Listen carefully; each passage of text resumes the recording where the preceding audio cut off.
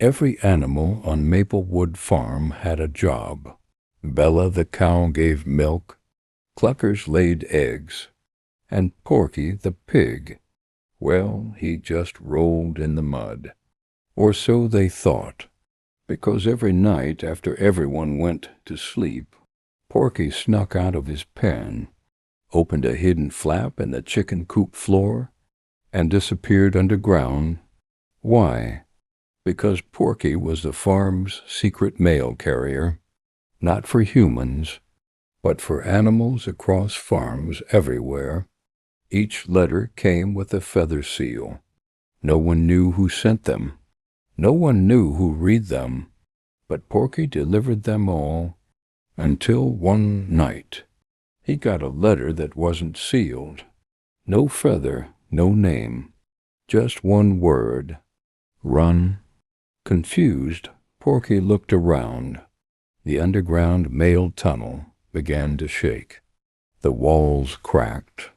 Then a loud howl. Not from above, from below.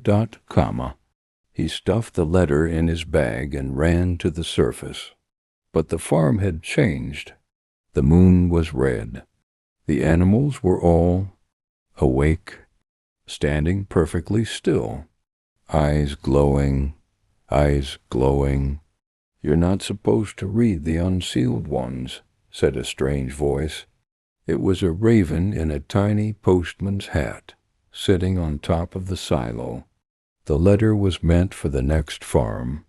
You opened a gate. Porky was panicking. The wind was howling backward. Letters from his satchel flew out into the sky, circling like leaves. Suddenly, a black fog rolled over the barn. From it stepped the returner, a massive shadow goat with keys for horns and paper-thin skin. "Where is the missing letter?" He growled. Porky tried to oink something brave, but he squeaked instead. That's when Bella the cow charged in, wearing aviator goggles and dragging a wagon of spoiled cheese.